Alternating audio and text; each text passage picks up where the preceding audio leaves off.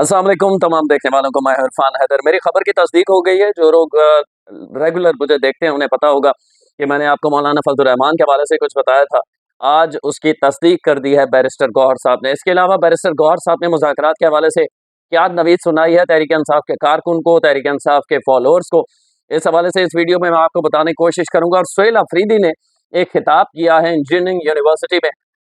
इस खिताब में क्या ऐसा है जो कि नहीं बताया गया, जो कि बताना चाहिए था, ये जानना आपके लिए बहुत ज़रूरी है। जो लोग पहली दफ़ा देख रहे हैं उनसे हमेशा की तरह रिक्वेस्ट, हम्बल रिक्वेस्ट कि चैनल सब्सक्राइब करना ना भूला करें। आ जाएँ। सबसे पहले मैंने आपको बताया था आज से तकरीबन 4 रोज़ कबल, जब ARY पे बाकायदा टीवी चैनल पे एक खबर चली और बार-बार डब्बे घुमाए गए कि मौलाना फजल रहमान तहरीक तहफ़्फ़ुज़ आईन पाकिस्तान के सरबराह बनने जा रहे हैं। ये खबर ARY ने चलाई और यहाँ तक कहा कि तहरीक तहफ़्फ़ुज़ आईन पाकिस्तान महमूद खान अचकज़ई से उसकी क़यादत लेकर मौलाना फजल रहमान को सौंपी जा रही है। मैंने आपको पहले ये खबर बताई थी, उसका स्क्रीनशॉट भी दिखाए थे ARY के, और साथ-साथ आपको बताया था कि मेरी मालूमात के मुताबिक PTI ने अप्रोच किया है मौलाना फजल रहमान को, मौलाना फजल रहमान ने मना कर दिया है। आज तस्दीक की है। बैरिस्टर गौहर ने कुछ मुज़ाकरात के हवाले से बातें की हैं, ज़रा ये मैं आपको पढ़ के सुना देता हूँ, फिर आगे चले कुछ मज़ीद मालूमात है जो आपसे शेयर करनी है। बैरिस्टर गौहर साहब ने आज मीडिया से गुफ्तगू की है। कहते हैं मुज़ाकरात की बहुत कोशिश की लेकिन कुछ नहीं हो सका। मुज़ाकरात की हमने बहुत कोशिश की लेकिन कुछ नहीं बन पाया। अब मुज़ाकरात का इख्तियार इमरान खान ने महमूद खान अचकज़ई और अल्लामा राजा नासिर अब्बास को दिया है। अगर उन्होंने मुझसे मुज़ाकरात से मुतालिक मशवरा मांगा तो ज़रूर दूंगा। यानी मुज़ाकरात के हवाले से हमने बहुत कोशिश की, हम नाकाम हो गए। इमरान खान ने अब मुज़ाकरात का मैंडेट किसको दिया है? महमूद खान अचकज़ई को, और साथ-साथ अल्लामा राजा नासिर अब्बास मजलिस वहदतुल मुस्लिमीन के सरबराह हैं। साथ-साथ कहते हैं मौलाना ज़ीरक सियासतदान है। मौलाना फजल रहमान ज़ीरक यानी ज़हीन सियासतदान है। इनको शामिल करने की बहुत कोशिश की, मौलाना हमारे पास नहीं आए। मेरा ख्याल है कि अब वो हमारे पास नहीं आएंगे, लेकिन कोशिश करेंगे कि इनको ऑन बोर्ड लें। ये आज कहा है बैरिस्टर गौहर ने। मौलाना ज़ीरक सियासतदान है, हमारे पास, हमने बहुत कोशिश की लेकिन वो हमारे पास नहीं आए, और अब मुझे नहीं लगता कि वो हमारे पास आएंगे। अब ये सबसे पहले जो लोग रेगुलर देखते हैं उन्हें पता होगा कि मैंने आपको मालूमात दी थी जब ARY पे बाकायदा ARY और 92 पे मैंने खबरें चलती हुई देखी कि तहरीक तहफ़्फ़ुज़ आईन पाकिस्तान की सरबराही मौलाना फजल रहमान को दी जा रही है। मौलाना फजल रहमान के साथ तहरीक इंसाफ मिलेगी इस प्लेटफॉर्म से, और ये चल के हुकूमत पे प्रेशर बिल्टअप करेंगे 27वीं आईनी तरमीम को अंडू करने के हवाले से, और साथ-साथ जो कि खान साहब की रिहाई है इस हवाले से। और मैंने उस वक़्त ARY और 92 के खबर को झुठला के आपको बताया था कि मौलाना ने इनकार कर दिया, मौलाना नहीं आएँगे इनकी तरफ। उसकी बहुत सारी वजूहात हैं, वो सारी वजूहात ज़ाहिर है हम आपको पूरी नहीं बता सकते, लेकिन मौलाना साहब ने साफ अब आज बैरिस्टर गौहर ने यह एतराफ़ किया है कि मौलाना ज़ीरक सियासतदान है, हमने कोशिश की उनको अपने पास लाने की, लेकिन उन्होंने हमारे पास आने से इनकार कर दिया है। एक तो ये खबर की तस्दीक हो गई है।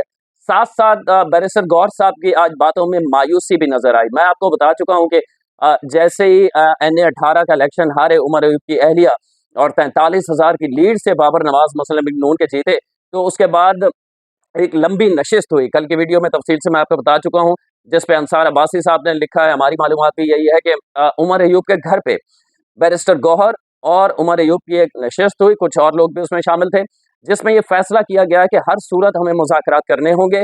उसकी वजह ये है कि जिस पॉलिसी पे हम चल रहे हैं, जिस तरह हम आगे चलने जा रहे हैं, इस तरह हमारा मुस्तकबिल और तारीक होता जा रहा है। मतलब अब सोशल मीडिया बयानिया भी हमारा उस तरह नहीं चल पा रहा।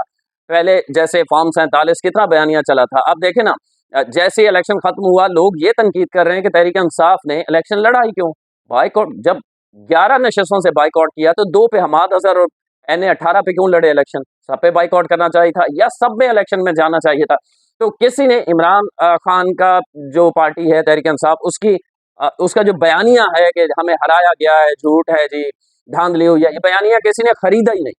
और इवन के अपने लोग भी मायूस नजर आए, क्योंकि अब जो है वो जो मुखालिफ समत का बयानिया है वो भी स्ट्रांग हो गया है। थोड़ा सा वक्त लगता है, अब सोशल मीडिया पे वो भी तगड़े हो गए, तो अवाम को उस तरह कैप्चर तहरीक इंसाफ माजी की तरह नहीं कर पाई। और आज बैरिस्टर गौहर की बातों से मायूसी भी नजर आ रही थी। अच्छा, इसके अलावा आ जाएं जी दूसरी और अहम बड़ी खबर के अलावा हवाले से, जो कि किस तरह सियासतदान, और मैं किसी एक सियासी जमात का नहीं कह रहा, सियासतदान किसी भी रिपोर्ट को, किसी भी चीज को अपने मुताबिक कैसे ढालते हैं और आवाम को बेवकूफ कैसे बनाया जाता है। ये बड़ी दिलचस्प कहानी है जो मैं आपको बताने जा रहा हूँ।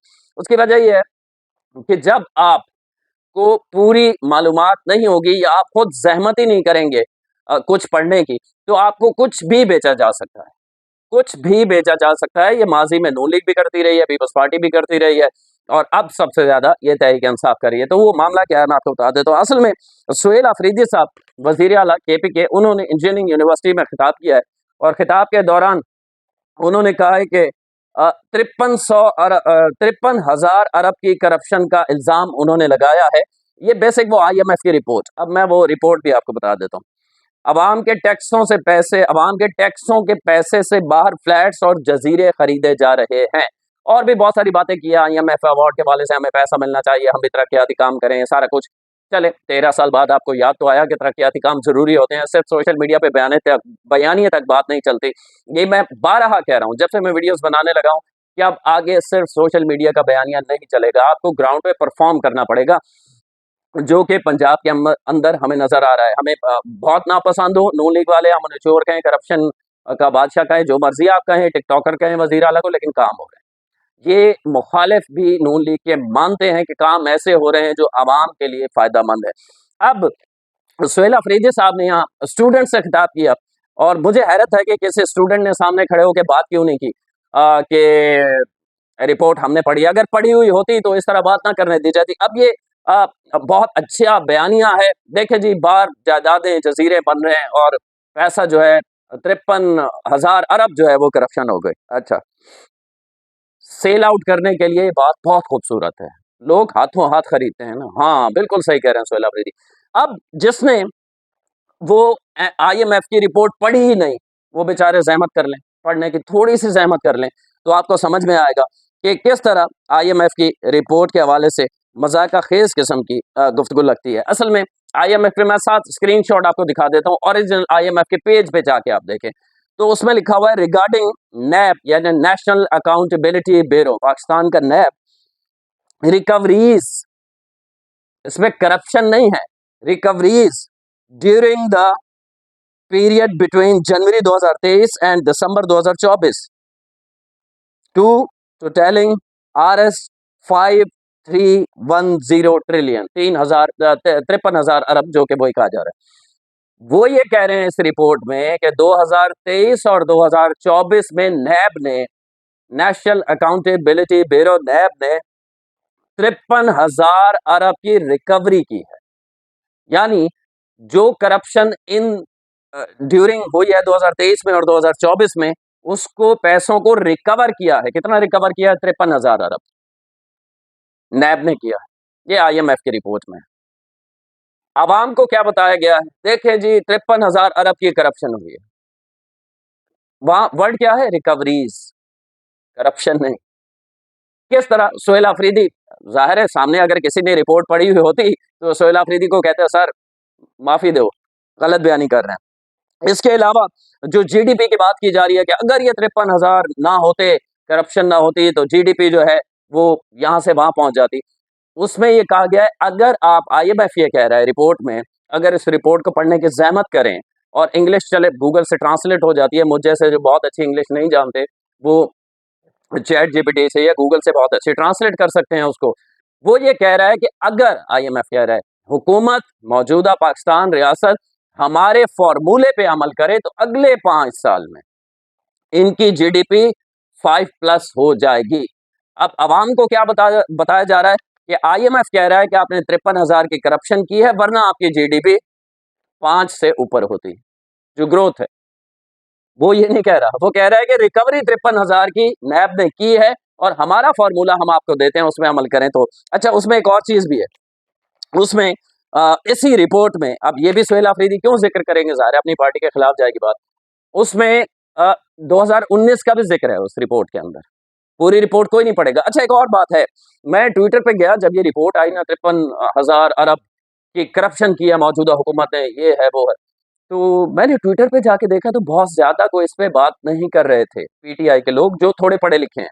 अक्सरियत तो वो है ना उनकी जो कॉपी पेस्ट वाली है, तो वो बात नहीं कर रहे थे। ये पीटीआई के ट्रोल्स की बात कर रहा हूँ मैं, सियासतदानों की बात नहीं कर रहा। तो फिर मैंने इस रिपोर्ट को मैंने कहा ज़रा पढ़ें तो, गो के 6 दिन हो चुके हैं इस रिपोर्ट को आए हुए। तो बहुत डिटेल से मैंने इसे जब पढ़ा, तो मुझे पता चला कि वो इसलिए इस पे बात नहीं कर रहे। जो थोड़े बहुत पढ़े लिखे हैं वो इसलिए बात नहीं कर रहे। अच्छा जी, अब ये उसी आईएमएफ रिपोर्ट में सुहेल अफरीदी ये भी बता देते, इंजीनियरिंग यूनिवर्सिटी में स्टूडेंट्स को जब बात कर रहे थे, इसी रिपोर्ट में 2019 का ज़िक्र किया है आईएमएफ का। 19 में हुकूमत किसकी थी? तहरीक-ए-इंसाफ की। आईएमएफ कह रहा है इसी रिपोर्ट के अंदर पीटीआई हुकूमत की 2019 में चीनी बरामद की इजाज़त ज़ाहिर करती है। पीटीआई हुकूमत की 2019 में चीनी बरामद करने की इजाज़त ज़ाहिर करती है। अशराफिया अपने मफाद के लिए पॉलिसियों पर काबिज़ है।